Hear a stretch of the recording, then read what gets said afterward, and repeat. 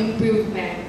But I believe that every Sabbath is an improvement because every Sabbath has worship, has praises, and everyone is still active in doing ministry. Do you agree?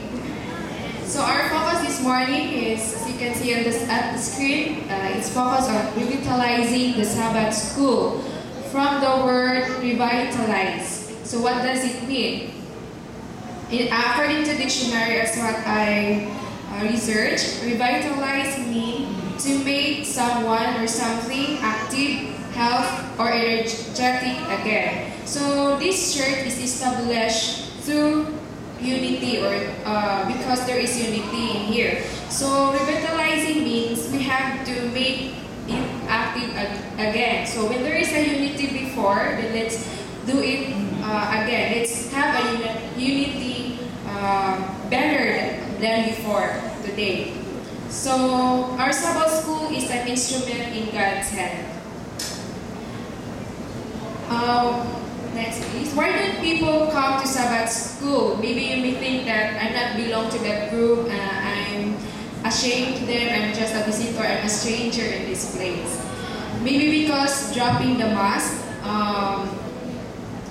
there is a struggle being real, and there is also a struggle in sharing our problem to our co-workers. Sometimes it seems hard for us to share our struggles to them kay maulaw ta, or sometimes mas maulaw ta being real or ourselves na ipakita sa ilang magulanon ta because natin problema ano na nato, dala na nato o persona or mask sa public.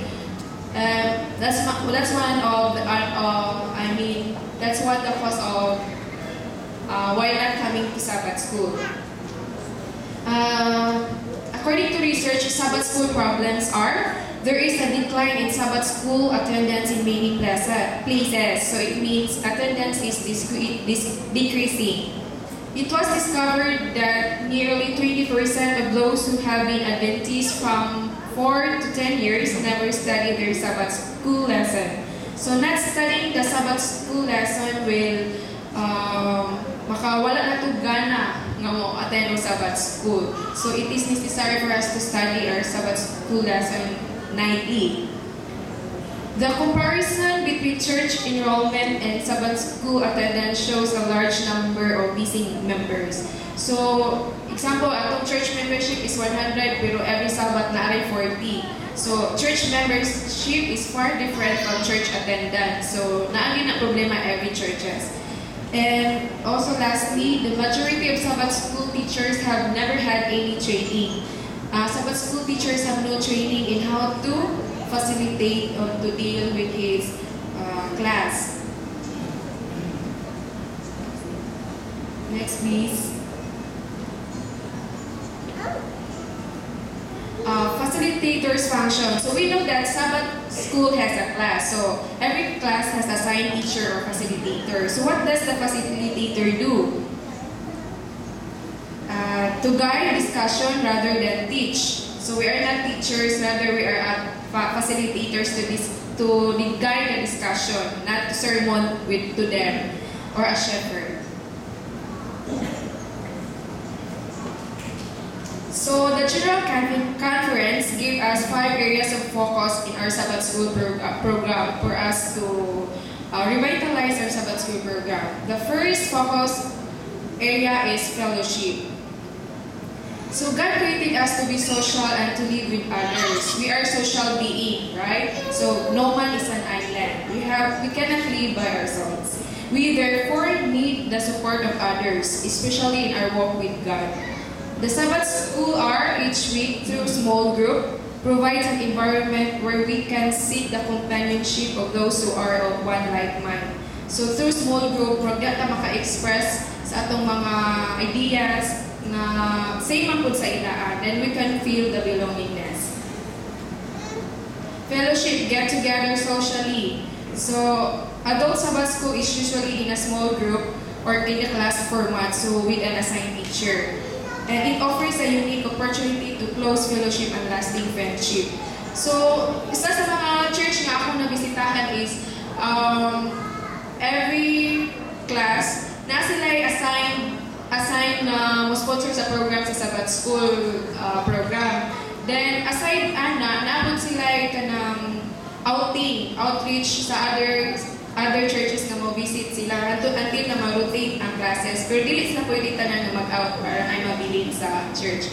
So there is an outreach project together.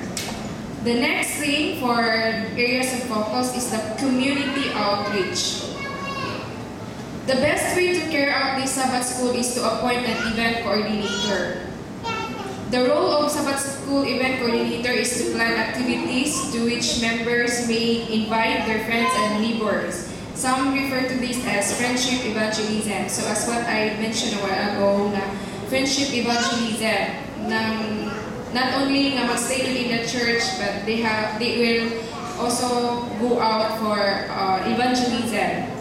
This might include like picnics, game nights, outing to interesting places, and so forth. So, dili lang diay na every Saturday lang ta mag-out. We can go out with our class in any other day, like Sunday for our picnics, mga games, game nights, mga outing, mga picnic. Community friendly, use Bible primarily. Explain purpose of Sabbath School. Avoid SDA jargon. Show love and care, but don't go overboard. Encourage visitors to share, and don't criticize differing beliefs. So also, event coordinator is responsible for planning and scheduling community service projects with the goal of making as many friends as possible outside of the Adventist Church. So, as an event coordinator, we plan and schedule our activities not only within our class, within our group. We also invite friends outside sa Adventist Church para ma-reach out po nato sila. So it's one of the goals sa community outreach.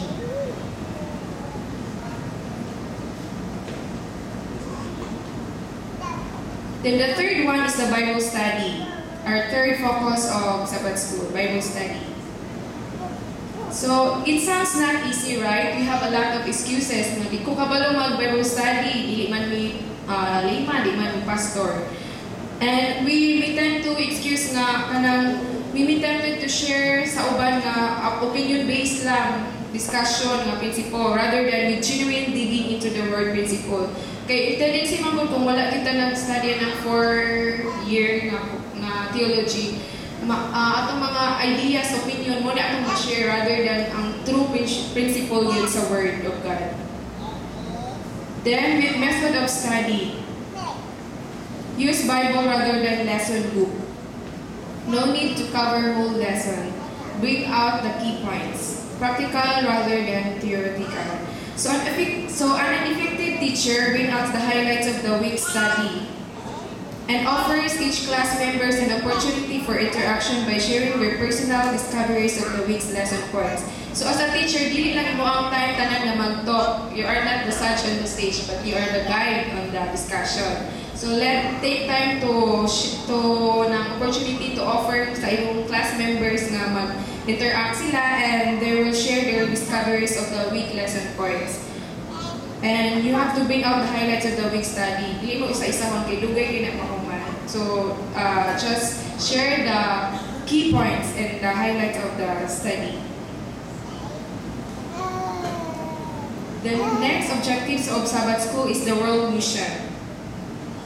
One of our missions as Seventh-day Adventists is the mission offering or the 13th Sabbath offering. Are you familiar with the Sita or mission story? Diba ang 13th offering na ma-adto sa mga different places to build churches and schools around the world. And aside from bringing our offerings to other country, also our mission as a Seventh-day Adventist, ang atong offerings, atong contribution will go to technology, use of technology such as radio and TV stations. So na naman tayo channel, no? So that's part of our mission as a Seventh-day Adventist. So it made possible through the technology. It made possible to have gospel reach to their immediate communities, and gospel is within reach without leaving their home. So dili na kinahanglan na tao gid mo adto dito mismo nga ang gospel ma-preach na nila through turning the station or the channel. The last objective of the Sabbath school is discipleship. In Matthew 28:20, it says, "Go and make disciples." Do you think it's just a suggestion or a command? When God says, "Go and make disciples," it says that it was not a suggestion, but rather it was a command. So everybody must go and make disciples. So through Sabbath school, not kinanglan nga mo adto kita magwali-wali tada sa kilid, but through Sabbath school, we make discipleship.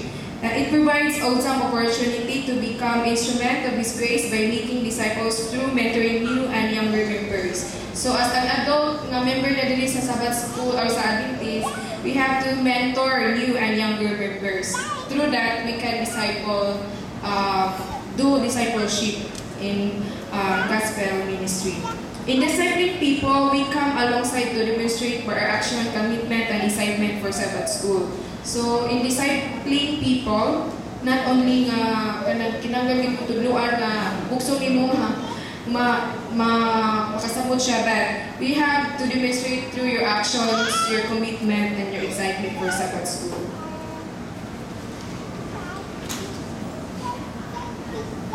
So, our structure for discipleship: give 1 hour, sharing time, prayer, experiential study. This will help build relationship within the class. Also prayer, it helps pray for one another's concern, pray on the spot, sentence prayer. So prayer must be always present within the class. Within class, every class discussion. Prayer journal, list requests, tick when answered, and thank God. So sa ibang class, mga prayer request kasi na yung mga concern sa ato ang prayer or the need sa ilang mga prayer.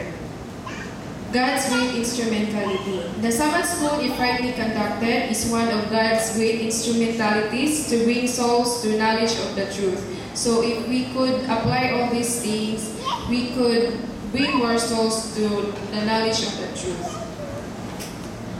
Life-giving power of God. Our Sabbath schools are not what the Lord would have them to be, for there is altogether too much dependence placed upon form and machinery, while the life-giving power of God is not manifested for the conversion of souls, for whom Christ died. This order of things must be changed if our Sabbath schools meet the purpose for which they exist. So,